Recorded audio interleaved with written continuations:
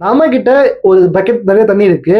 இதுல நாம இந்த ஷார்ப்னரை போட்டாலோ ஆர் இந்த ரப்பரை போட்டாலோ ஃபுல்லா முழுகி போயிடுது. ஆனா அதை விட சைஸ்ல ரொம்ப பெருசா இருக்கக்கூடிய இவ்வளோ பெரிய ஐஸ் கட்டி அதை எடுத்து நம்ம அப்படியே தண்ணிக்குள்ள போட்டோம் அப்படின்னா வைக்கிற மாதிரி இல்லை, நார்மலாவே போடலாமே.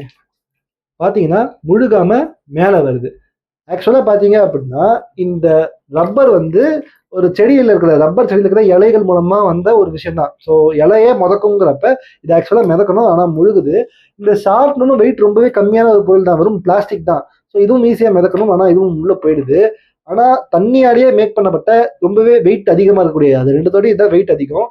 ஆனா இது முழுகாம முதக்கிறதுக்கான ஒரு முக்கியமான காரணம் என்ன அப்படிங்கிறத இந்த வீடியோல பார்க்கலாம். அண்ட் இந்த ஐஸ் கட்டி மிதக்கிறதுனால தான் இன்னைக்கு நீங்களும் நானும் உயிரோடய இருக்குன்னு சொன்னா நம்புவீங்களா? நான் விக்னேஷ், வெல்கம் டு சைனட்ஸ். அந்த ஐஸ் கட்டி தண்ணியில மிதக்கிறதுக்கு ஒரு முக்கியமான காரணம் என்ன அப்படின்னு பாத்தீங்கன்னா மாலிக்யூல்ஸ் அப்படின்னு சொல்லலாம். அதாவது தண்ணிங்கிறது H2O அப்படிங்கிற ஒரு அமைப்புல இருக்கும். அதாவது 2 ஹைட்ரஜன் மாலிகுலும் ஒரு ஆக்சிஜன் மாலிகுலும் மிக்ஸ் ஆகும்போது தான் இந்த தண்ணிங்கிறது ஏற்படும். ஸோ இந்த ஆக்சிஜன் மாலிகுல் எப்படி இருக்குன்னா கீழே 2 பக்கமும் ஹைட்ரஜன் மாலிகுல் பைண்ட் ஆகி அப்படியே இருக்கும். வாட்டர் ஃபார்ம்ல இருக்கும்போது அது ரொம்பவே ஸ்பேஷியஸா கேப்ல வந்து ஈஸியா போய் வந்துட்டு இருக்கும். அதெல்லாம் வாட்டர் வந்து நமக்கு லிக்விட் ஃபார்ம்ல இருக்கு. எப்பவுமே நீங்க ஒரு விஷயம் நோட் பண்ணிருப்பீங்க, ஒரு விஷயத்த சூடாக்க ஆக்க மெல்ட் ஆகும், அதோட பரப்பளவு அதிகமாகணும். ஆனா கோல்டு பண்றீங்க, சில்லுன்னு ஆக்குறீங்க அப்படின்னா அது அப்படியே ஷ்ரிங்க் ஆகும், இடத்த குறைக்க தான் செய்யணும். ஆனா நீங்க ஒரு பாட்டில் நிறைய தண்ணியை பிடிச்சி அதை ஃப்ரிட்ஜில் வச்சீங்க அப்படின்னா பாட்டில உடச்சிட்டு அந்த தண்ணி பாட்டில இருந்து ஐஸ் கட்டி வெளில வந்திருக்கும், பாட்டில உடச்சிடும் ப்ரெஷர் தங்காம. ஸோ ஆக்சுவலா நீங்க வந்து அதை ஃப்ரீஸ் பண்ணும்போது இறுகி போகாம ஏன் அது உடச்சிட்டு வெளில அளவுக்கு பெருசாகுது அப்படின்னா அதுதான் தண்ணிக்கு இருக்கக்கூடிய ஒரு தனித்துவமான ஸ்பெஷாலிட்டி. என்ன அப்படின்னு பார்த்தீங்கன்னா நீங்க தண்ணியை கோல்ட் ஆக்க எல்லா லிக்விட் மாதிரியுமே இதுவுமே வந்து அப்படியே ஷ்ரிங்க் ஆகும். ஏன்னா அந்த மாலிகுல்ஸ் வந்து ஃப்ரீயா இருக்கு, அது ஜில்லுன்னு ஆகும்போது ஒண்ணுக்கு ஒன்று அப்படியே கிட்ட வந்து பைண்ட் ஆகுது. ஸோ அது ஷ்ரிங்க் ஆகும். ஆனா ஒரு மேஜிக்கல் விஷயம் 4 டிகிரி செல்சியஸ் கிட்ட வரும்போது 0 டிகிரில ஃப்ரீஸ் ஆயிடும். 4 டிகிரி கிட்ட தண்ணி வரும்போது ஒன்று நடக்கும், அது வந்து தண்ணியோட எக்ஸ்பான்ஷன் நடக்கும். அதாவது குறைஞ்சிட்டே வருது, திடீர்னு பெருசாகும், அதுக்கப்புறமா அப்படியே மொத்தமா ஃப்ரீஸ் ஆயிடும். இதனாலதான் நான் சொன்ன மாதிரி அந்த பாட்டில்லாம் உடையுது. ஆனா ஏன் இது நடக்குது அப்படின்னு கேட்டீங்கன்னா ஒரு லெவலுக்கு மேல அந்த மாலிகுல்ஸ் எல்லாம் கிட்ட வந்துகிட்டே இருக்கும்போது அதால தவிர்க்கவே முடியாம சில கேப்ஸ் ஏற்பட்டுரும். எப்படின்னா 2 மாலிகுல்ஸ் அப்படியே இங்க வந்து படுது. அதாவது நான் சொன்ன மாதிரி ஒரு ஆக்சிஜன் இருக்கு, 2 ஹைட்ரஜன் மாலிகுல்ஸ் பக்கத்துல இருக்குங்கிறப்ப அந்த கேப்ஸ் நடுவில் இன்னும் கொஞ்சம் மாலிகுல்ஸ் வந்து சேரும்போது 3 இருக்கு, இன்னொரு 3 வந்து இப்படி படும்போது அதிகமா அங்க இருக்கக்கூடியது மாலிகுல்ஸோட அதிகமான ஸ்பேஸ் கேப் தான் இருக்கும். அந்த கேப்ல முடிஞ்ச அளவுக்கு இறுக்கமா இருக்கிற இடத்துல தான் ஐஸுங்கிறது ஃபார்ம் ஆகுது குளிர் ஆகும்போது. ஸோ அந்த கேப் ஒரு லெவலுக்கு அப்புறமா அதிகமாகுது அந்த 4 டிகிரி செல்சியஸ் வரும்போது. அப்பதான் ஆக்சுவலா அந்த ஃப்ரீசிங் பாயிண்ட் கிட்ட தண்ணி வரும்போது கேப் தான் அதிகமா இருக்கு. ஸோ அதனாலதான் தண்ணி பெருசாகுது.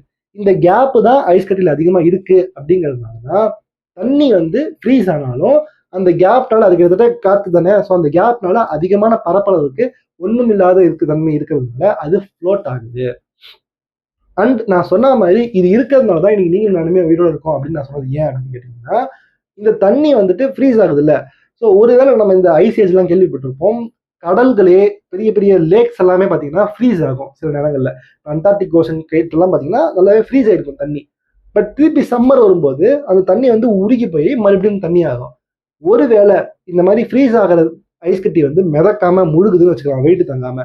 ஸோ தண்ணி இருக்கு, ஃப்ரீஸ் ஆகுது, முழுகிடுச்சு அப்படின்னா மறுபடியும் புது தண்ணி ஃப்ரீஸ் ஆக ஆரம்பிக்கும் குளிர் தங்காம. அதுவும் முழுகுது அப்படின்னா மறுபடியும் புது தண்ணி ஃப்ரீஸ் ஆக ஆரம்பிக்கும். ஸோ ஐஸ் கட்டி முழுகுது, புது தண்ணி முழுகுது, திருப்பி அடுத்த தண்ணியும் ஃப்ரீஸ் ஆகி முழுகுது. இப்படியே ஆகி ஆகி ஒரு லெவல்ல கடல் ஃபுல்லா உயிரினமே இல்லாம, ஒரு ஆறு ஃபுல்லா உயிரினமே இல்லாம மொத்தமா ஃப்ரீஸ் ஆயிடும். ஸோ குளிர்காலம் முடியும் போது எல்லா உயிருமே கடல்ல இருக்கிறது செத்து போயிருக்கும். ஸோ நீங்க பார்த்துருந்தீங்க அப்படின்னா எல்லா உயிரினங்களுமே கடல்ல இருந்தா வந்துட்டு நம்ம படிச்சிருப்போம். உயிரினங்களை விடுங்க, இன்னைக்குமே நம்ம கடல் சார் உயிரினங்களை ஒரு வகையை டிபெண்ட் பண்ணி தான் இருக்கோம்.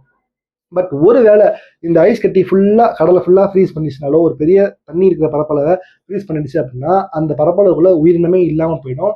ஸோ அது நம்மளுடைய லைஃப் ஸ்டைலே இந்த அளவுக்கு எவல்யூஷன் நடக்காம தடுத்திருக்கும்.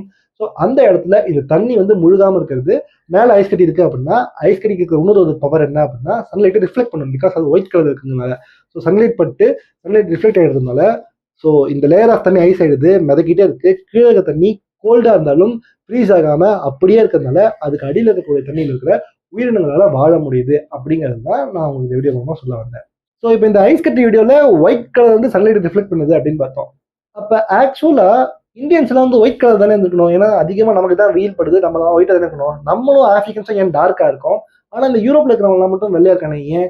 அது தெரிஞ்சுக்கணும்னா இந்த வீடியோ செக் பண்ணி பாருங்க. விக்னேஷ்.